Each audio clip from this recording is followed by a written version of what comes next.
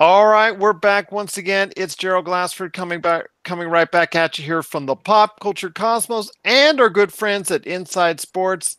Want to talk to you now about everything that went on. Well, actually, want to talk to you about all the good things that went on and not some of the not so good things that went on when it comes to the NBA trade deadline. But I can't do that without my good friend. He is our NBA expert. He is our NBA resident expert, I should say. It is our good friend, Anthony Barbarin. Anthony, it's always a great pleasure to talk to you, my friend. Oh man, it's always great to come on. I love sitting here and talking sports and talking the NBA. It's always a good time. Always a good time. Just got finished with the Super Bowl. I think I slept through it.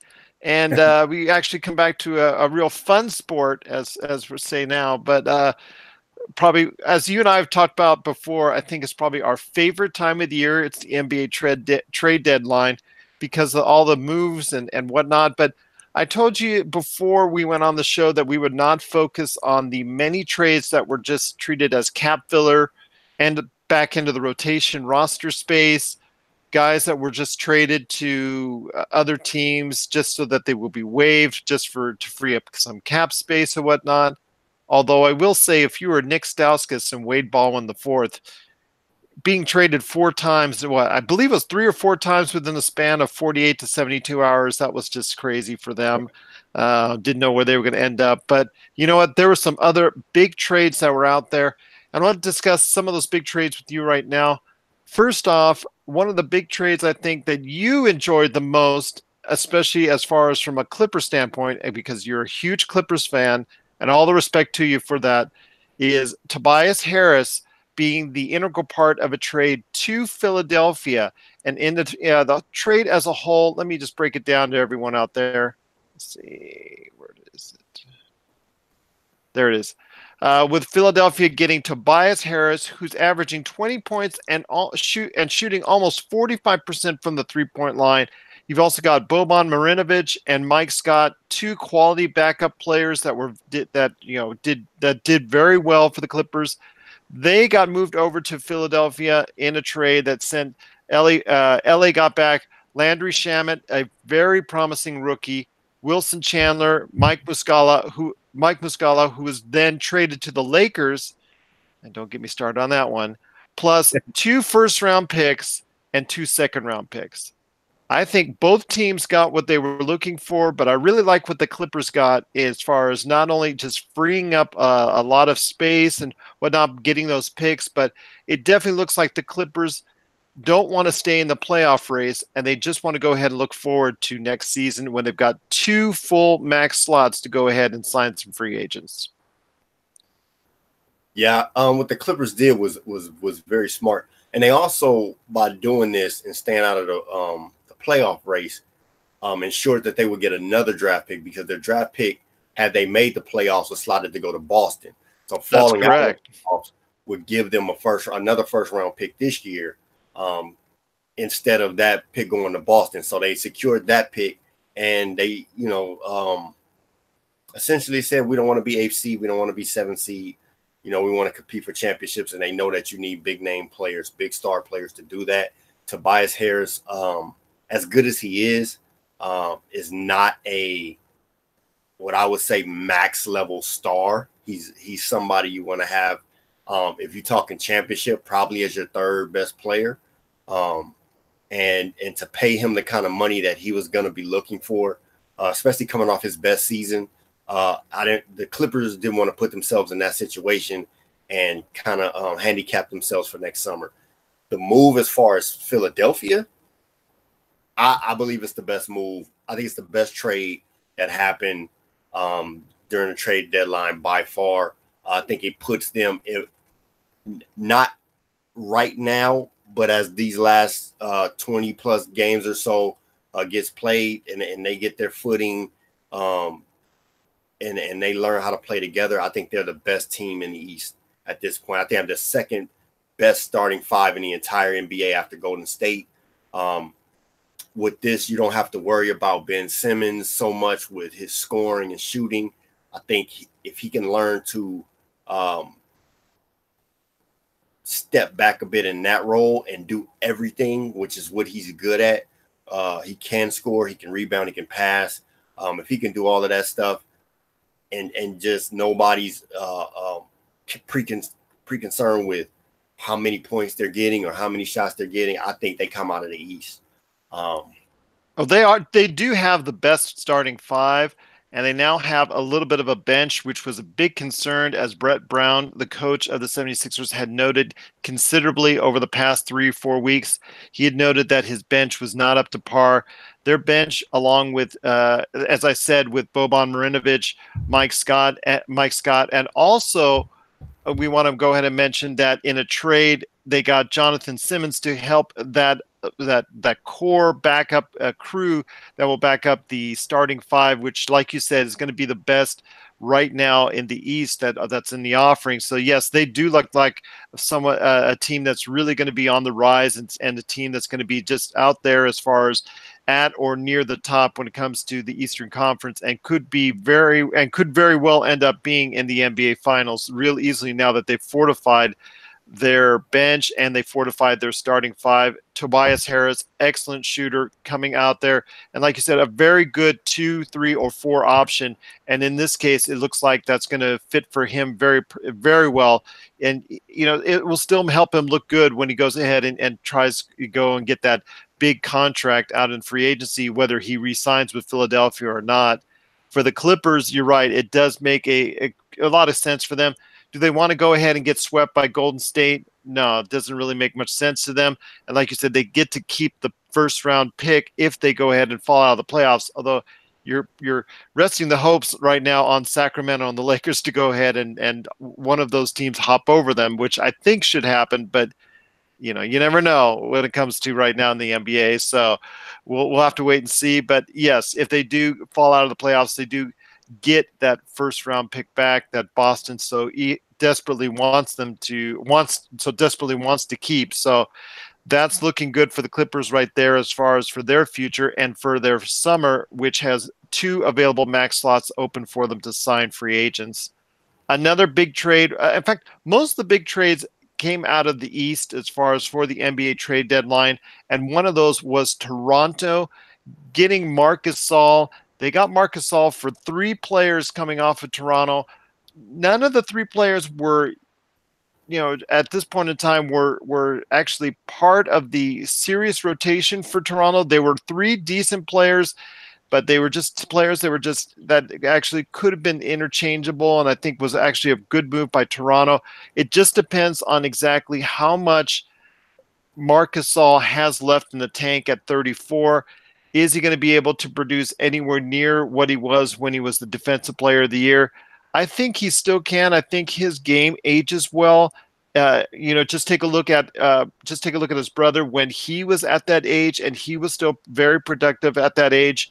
Your thoughts on the trade your thoughts on the Marc Gasol trade, as Marc Gasol now becomes a member of the Toronto Raptors, as they traded to Memphis for Jonas Valanciunas, DeLon Wright, and CJ Miles.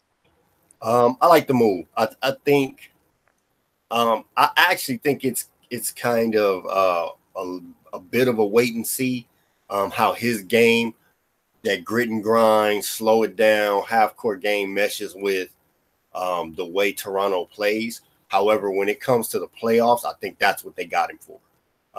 You're not going to get as much out in the open opportunities, sped up, running down the court opportunities. There are going to be times where you have to go one-on-one, or you're going to have to run plays in the half court set, and everything can't be run for Kawhi. Like, you need somebody else that can go, okay, this guy can give me a bucket. And how he'll mesh in the pick and roll game also with Kyle Lowry, I think is huge. He the pick and roll, the pick and pop game especially. And he's somebody you can give the ball to. He gives you a third option in the half court setting to go, okay, we can dump it down to you now, and you can get us a bucket. And he'll have games where he's vintage Marc Gasol. And also Marc Gasol is not a selfish player, so he'll be fine with games where he's not the focal point or the featured option. And I think for the most part, they're going to keep winning. So he'll be in a really, really good place mentally, and that will keep him engaged. I think he'll be fine. I think that was a great trade for Toronto for Toronto. Well, he does two of the things Jonas Valanciunas does not do very well, and that is shoot from the three-point line, and also is a great facilitator. He's one of the highest assist centers of all time, so he definitely knows how to pass and distribute the ball, and should mesh pretty good with the Toronto offense. I think was a pretty good pickup as well. It depends how much he has still left on the defensive end. Is he still going to be able to take on Joel Embiid, Al Horford, and some of the big guys when it comes to the NBA playoffs? You've hit it right on the head as far as your thoughts on that. I think it's a good trade for Toronto, and I still think he can still do some major damage for Toronto coming up here in the near future.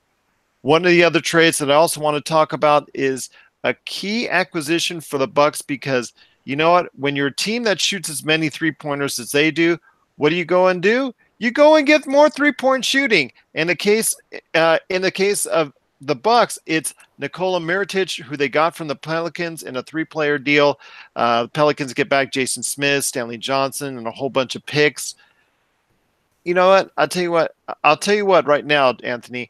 Nikola Mirotic, don't underestimate him. He had a tremendous year last year once he was traded from the Bulls to the Pelicans, and basically helped carry that team along with Jrue Holiday and also Anthony Davis into the playoffs and through that first round sweep of Portland. Your thoughts on Nikola Mirotic adding even more shooting to the great shooting Milwaukee Bucks? I know you talked about Philadelphia being at the forefront now with their trades, but I believe this trade helps Milwaukee as well and could give them a chance to surprise some people. Even though they're on top of the Eastern Conference, not as many people think they're going to be doing that well in the NBA playoffs. I think this gives them a better chance to go ahead and match up very well with some other teams in the Eastern Conference. Your thoughts on Nikola Mirotic heading to the Milwaukee Bucks? Yeah, I think it's a good trade. Especially considering if he does anything like he did when he first was moved to New Orleans, the way he played, if he plays like that, if he plays like he played early in the season for this Milwaukee team, I think it's a tremendous pickup. The shooting they need, you have to supplement some kind of shooting when your best player who has the ball in his hands most of the time is not a great shooter. And even their second player with the ball in their hands, Eric Bledsoe, is not a great shooter. He's better than Giannis, but he's not an elite shooter. So you need somebody who can stretch the floor, somebody who can make open shots, who can give those two driving lanes. And he's also a guy who can have games, big splash games, big scoring games. So for them, I think it makes them a little bit more versatile. Like I just said, it gives them better shooting, better spacing. I think it's a big pickup for Milwaukee as well. Excellent analysis. I do as well. I think he can provide a little bit of oomph that even that offense just makes it much better and gives them even more spacing. I think you're right. It makes Milwaukee even tougher to defend, and that just gives more room for Giannis Antetokounmpo to just go ahead and wreak havoc. I'll tell you what, if Giannis ever gets if he ever gets a consistent 3-point game, my gosh, watch out. The NBA is just the NBA will be so happy for that, and just he'll be if he's not going to be the MVP this year, he'll be the MVP for many years to come if he ever develops that 3-point shot. Actually, a couple more trades I want to talk about. One more on the East Coast, and it concerns former number one draft pick Markelle Fultz. We talked a little bit about that earlier when it comes to the Philadelphia 76ers. The experiment is over. The waiting is over. The head games are over, or in this case, shoulder games is over. And it looks like Markelle Fultz is headed to Orlando. Do you think that's a good trade as far as Philadelphia sending off Markelle Fultz this soon? Do you think they were just tired and just were done with it, and they just wanted to go ahead and just whatever they could get for it? And it looks like in this case they got Jonathan Simmons, who I said is going to be a nice backup in Philadelphia and give them some oomph off the bench, plus also a first and a second round pick. I don't think it was that bad of a haul for Markel Fultz. I'm just not sure if you're Orlando, you're going to take a flyer on someone who has such a sketchy past couple of years as Markel Fultz. I like the trade. I like it on Philadelphia's part. It's time to move past the development stages of that team. It's time to compete. I think last year was that development stage when they played Boston in that series and they lost those games late. You bring in a Jimmy Butler, you bring in Tobias Harris. These guys want to win.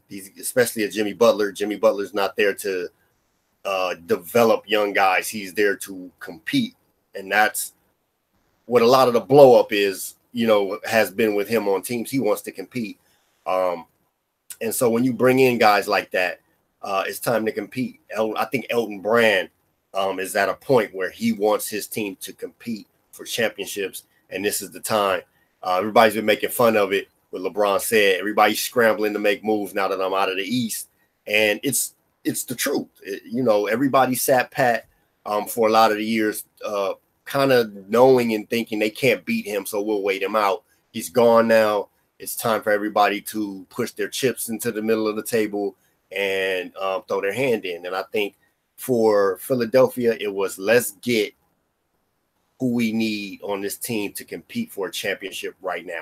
I mean, I think, honestly, if you talk about outside of Golden State, I don't think there's a better starting five in the league. And I honestly think they could next year, if this is still the team, and they'd be the favorites, not even just coming out of the East, but in the entire league. So I think that move for them to move past Markel Fultz was the right move. I even thought they should have done it last year when I think they maybe could have gotten a bit more for him.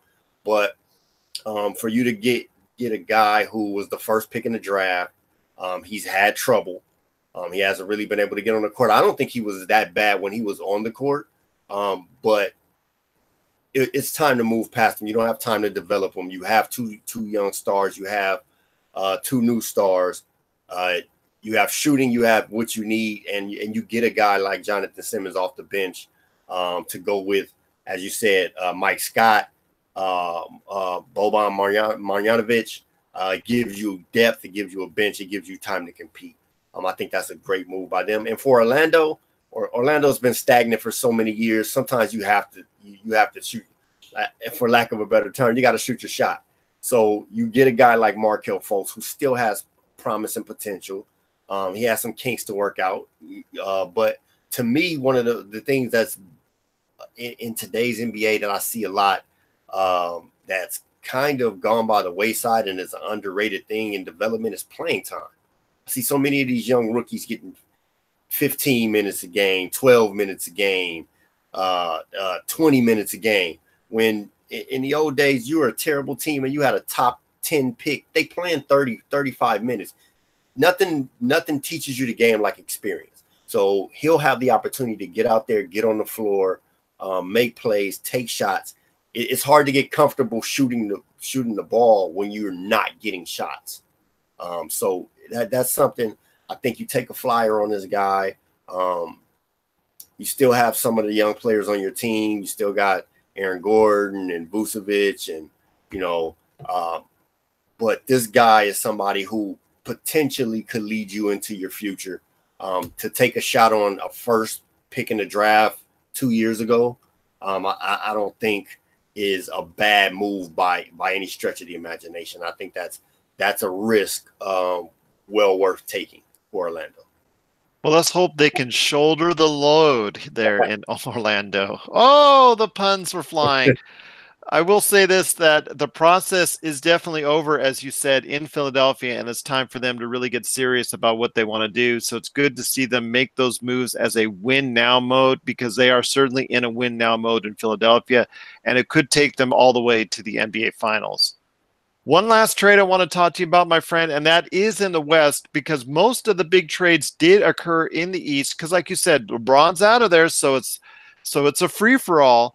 But the West, one of the surprise teams is the Sacramento Kings. They've done very well and, in fact, are exceeding everybody's expectations, including their own general manager, Vladi Divac, who was actually on social media several months ago, had his whiteboard back there with projected wins of 29. Well, they've already matched those 29 wins as of this recording, and looks like their future's bright. In fact, they could be pushing for a playoff spot to jump ahead of the Clippers, San Antonio, or whoever. Your thoughts on them getting Harrison Barnes from the Mavericks?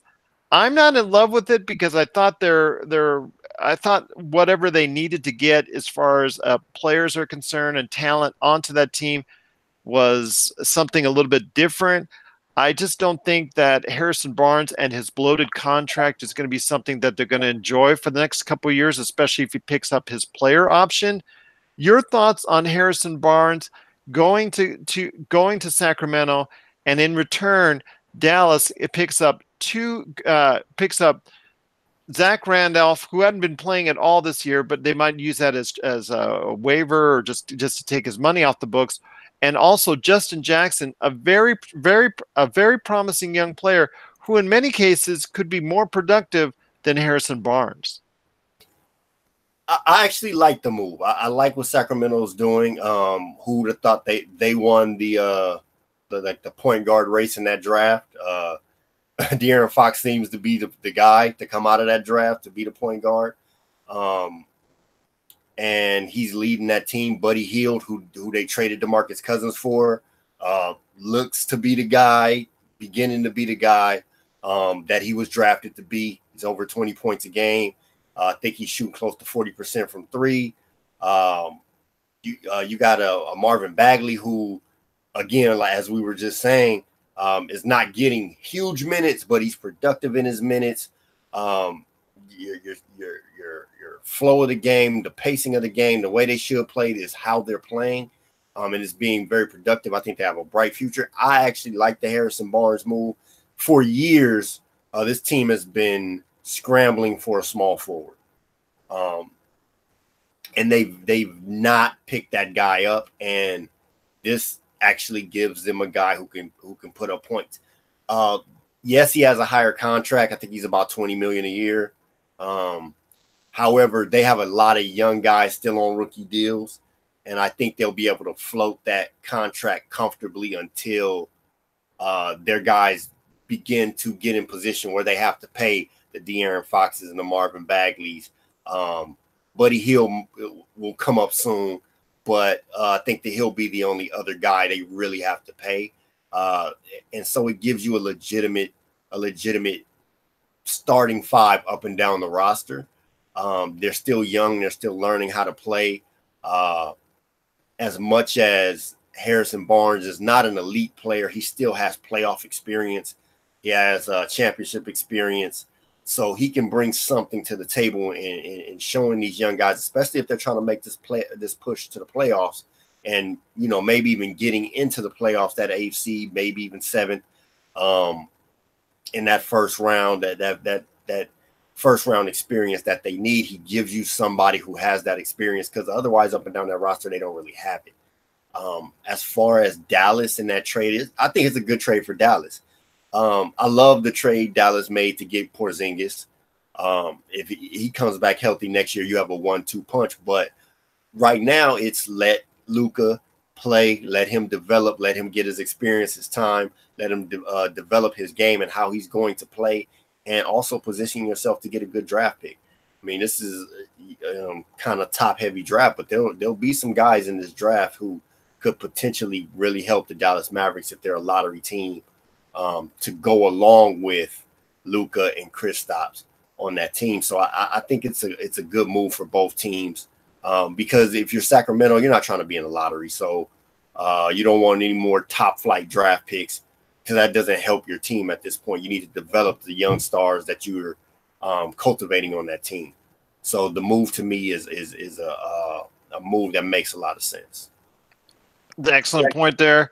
I still worry. If you're a Sacramento fan, you still got to be worried if he picks up the next year on his contract, because that does tie up a lot of cap space, and prevents you from getting maybe a free agent that might help your team even more.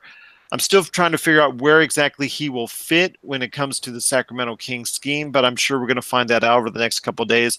Like you said, they've got a lot of talented young players, and it's time for them to take that next step a lot faster than a lot of people had predicted. But you know what?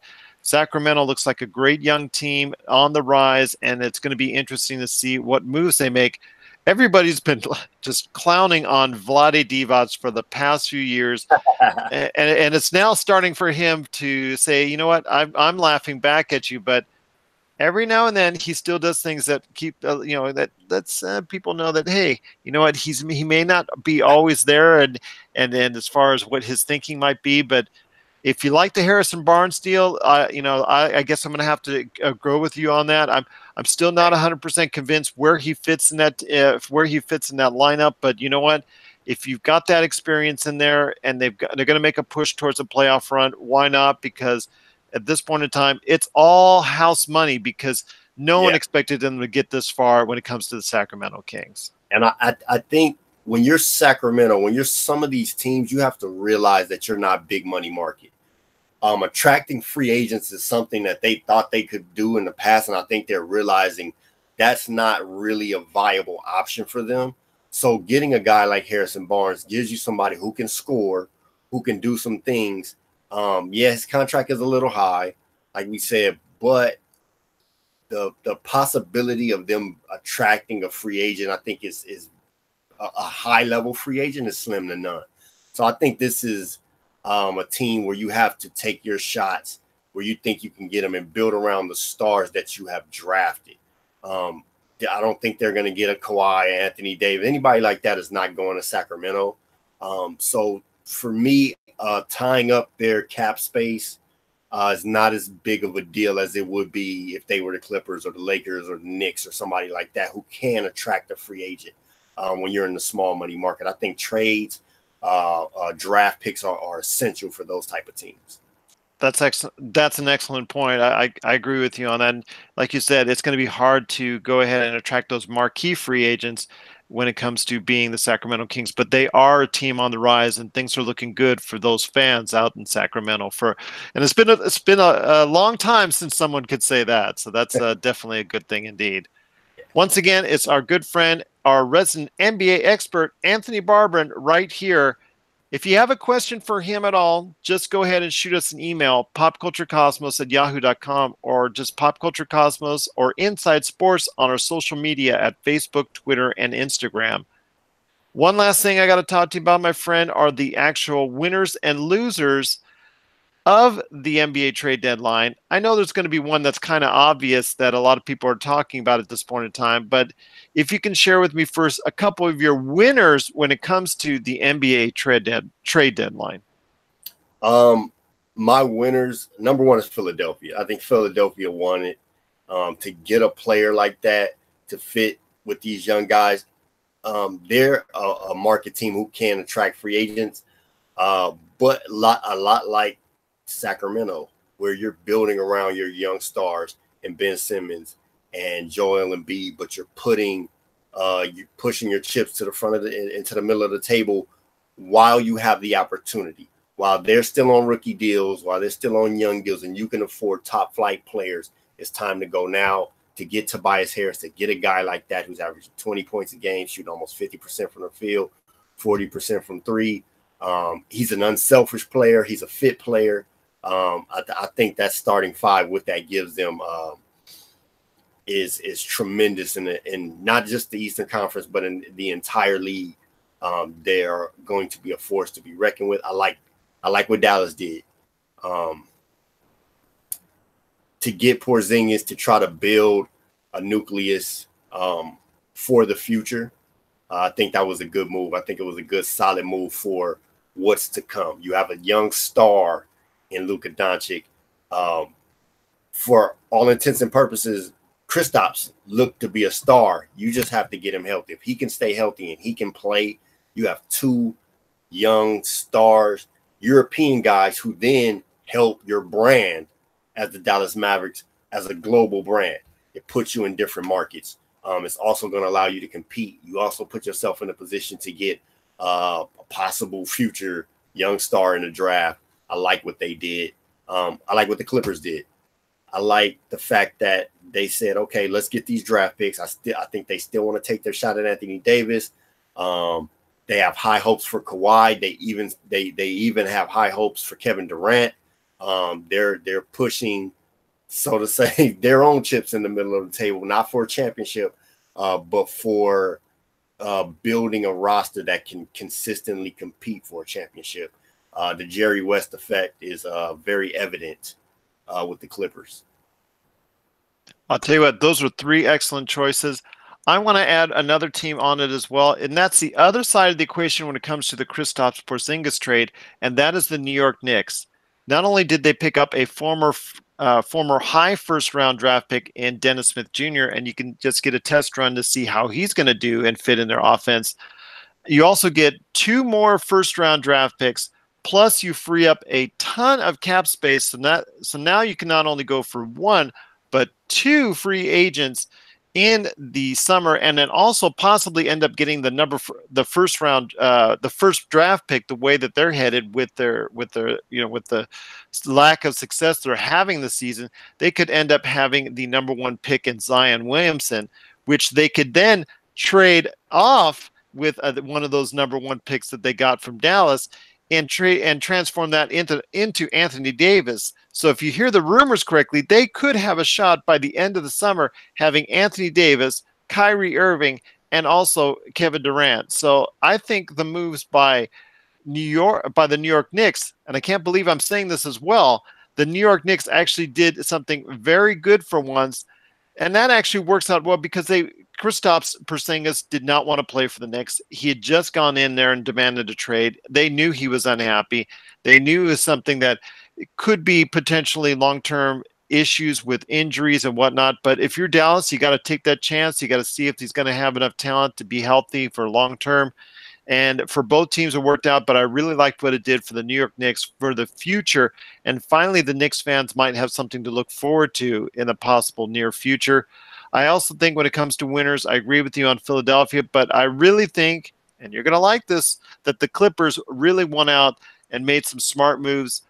They realized that they were going to go up against a wall. They were, 8th place, could be 7th. That still means a first-round loss to Denver or also Golden State as well. And you know what? Losing a first-round draft choice to Boston wasn't worth it to them. So they're trying hard to get out of that spot. And the moves that they made to set themselves up in the summer for two max free agent picks themselves, max free agent slots, themselves, will probably do wonders for their road, because right across the corner you still have the Lakers still trying to get still having 1 available cap space left for them to get a max free agent, and that's going to be great for them to be able to compete, like you said, for Kawhi Leonard, Kyrie Irving, and whoever that's going to be a marquee free agent. So I really like the moves that the Clippers did as well.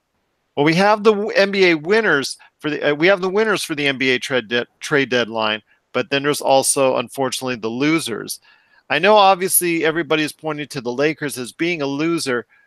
Yes, they didn't get Anthony Davis, but they didn't have to give up the farm. They were the games that were played by New Orleans, and rightly so, because New Orleans, they had issues with the way everything was handled. Everything was done publicly. So you know what? They leaked everything out there that the Lakers were trying to throw at them. And if you're the Lakers trying to throw everything under the sun with up to 5, 6 players, plus 2 draft choices, plus getting back bad contracts in return, along with Anthony Davis, maybe that wasn't such a bad thing. As we look towards the summer, they still have a chance again to try for Anthony Davis, although Boston or New York looks like they'll be able to provide some things as well during the summer. Your thoughts on the NBA losers? Obviously, the Lakers have to be somewhat of losers because they didn't get Anthony Davis, although they didn't have to give up the farm there. But the trade of Otto Porter Jr. to Chicago really has me scratching my head on what they're doing in Chicago.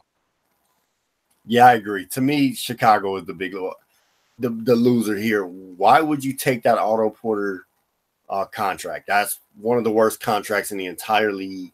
Took it off their hands. You put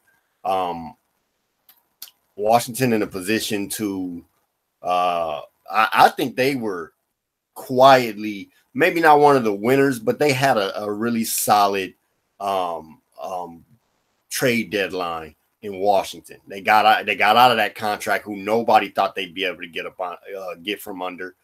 You got a guy in Bobby Portis who, in his first game, showed, I can play this game. But with Chicago, it's head scratching, mind boggling. What are you doing? What do you think? What do you see in Otto Porter that makes you think he's a guy worth trading for? And with that contract, he's not an $11 million guy. He's a $20+ million a year contract guy, and he's not a $20 million a year player. It handicaps you, and it puts you in a position to do nothing from my standpoint. So I think they are the big losers. As you were talking about in the Lakers Hornets fiasco, I honestly don't think the Lakers are the losers in this. In that scenario, I think New Orleans was the loser. I think their egos were hurt, their pride was hurt, and they didn't want to trade Anthony Davis. But I don't think you're going to get a better haul than what was offered to you by the Lakers. You were going to get Kyle Kuzma. You were going to get Brandon Ingram. But the whole house, they were going to give them everything. And you were going to get draft picks. You were going to get two top 5 players, draft picks, 2 top 5 draft picks in the last few years. You're going to get a guy who, if he was redrafted, would have been a top 5 draft pick in Kyle Kuzma. You're going to have both. You're going to have 3 of those guys who you could also have swung for other players to build a roster. And instead, you let your pride get in the way, and you want to keep a guy who's let you know he doesn't want to be there. You could have also, in that stretch, if you traded Anthony Davis, traded away Drew Holiday and got more players and more potential to build a team. Because, like I said with Sacramento, you're a small market team. You're holding on to a big name player for what he brings as far as star power, fanfare, ticket sales, but you're not going to win. So, you see a guy like that or a team like that, and you're Anthony Davis, you're not going to convince him to stay there. We're in an era now as far as players, in what I call the LeBron era, the LeBron enlightening, where players realize they have the power. It's no longer you go where you're traded. All you have to say is, I'm not going to sign there. And most teams are smart enough to realize, I'm not going to trade my key assets for a free agent, big name superstar or not, that's not going to re-sign. So, yeah, it sounds good. Oh, now we have the opportunity to negotiate with Boston. But if Anthony Davis says, I'm not going to Boston, I'm not staying in Boston, why would Boston trade away their key assets, their young players, their young superstars, potential superstars, for a guy who's not going to stay there? You would basically demolish your entire franchise if you did that. So Anthony Davis holds the power. The Lakers, for one thing, if Anthony Davis said they're one of the only teams that I'm willing to trade for, didn't have to offer what they were offering. And for you to get them to offer that much when they were essentially in the driver's seat, and you not take that opportunity because of for lack of a better understanding, pride, to me makes no sense. You could have gotten a litany of young players, young asset, young talent, and built your franchise from that. And instead, you held on to a player who doesn't want to be there, which in turns caused you to hold on to other players that shouldn't be there once he's gone. And to me, it didn't make a lot of sense. But and you're right. It doesn't make a lot of sense. But well, I'll say this as someone who is, and you know how much of a Lakers fan I am. Right. But that crew right there that they were offering hasn't gotten the Lakers too far. I think it's also not the best. It's difficult to say, because that crew got you 35 wins last year. and during the time that LeBron was out, didn't get you a whole lot and got you a under 500 type of win. They were under 500 during the time that LeBron was out. So it's not the most attractive package, I guess, the Lakers could offer. I mean, the Lakers, the Lakers have all those players that the Lakers were offering. They're great players, like you said, top five picks, should have been a top five pick, but when they're combined together, they didn't win enough games as a whole to maybe make it attractive enough for New Orleans to say, I got to have these players. And I think that's also on the Lakers for trying to not developing those players to the point where they can go ahead and stand out on their own without LeBron. And I think that was the key. I think if the team were in the playoff race, like at a 6 or 5 or 6 seed right now, and they had offered that package, I think New Orleans probably would have been more attracted to it per se.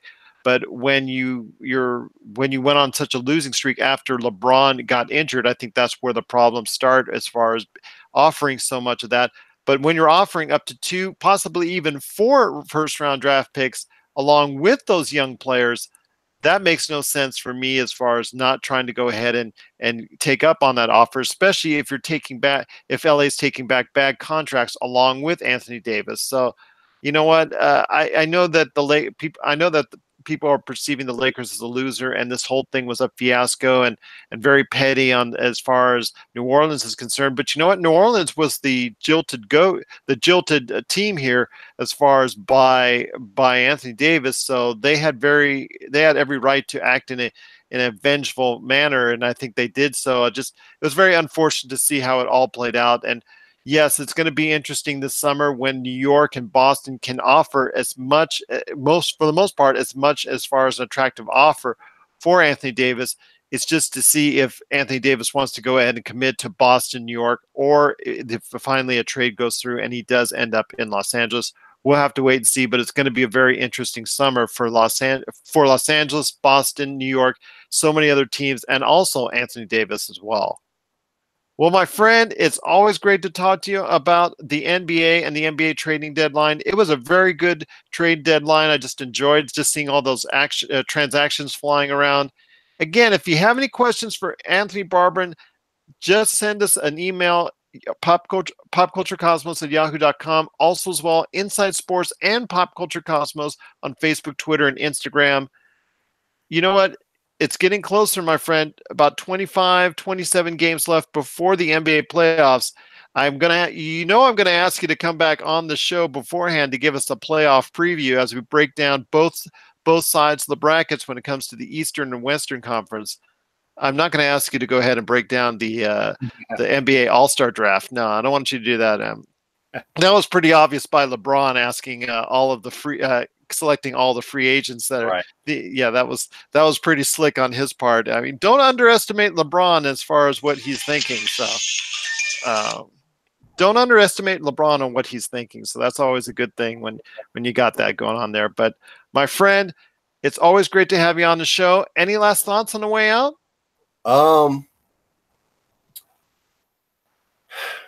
No. We'll talk when the playoffs come. We'll get into that. I am interested in seeing how the last 20 or so games plays out. I think it can be. I think it's going to be a little bit exciting. The playoffs again. I don't see anybody beating Golden State, but the road up into the playoffs should be interesting. We'll see how your Lakers do with them now that LeBron's back. New Orleans won't make. I mean, the Pelicans won't make it. So, but some of these other teams, see how these young kids grow in this stretch, and some of these young players, and we'll possibly get a glimpse of how the future of the league is looking, and who can step up and become those young stars. So this will be interesting. It will be indeed. My friend, it's always great to have you on the show. Always great to have you part of the Pop Culture Cosmos, and also right here on Inside Sports as well.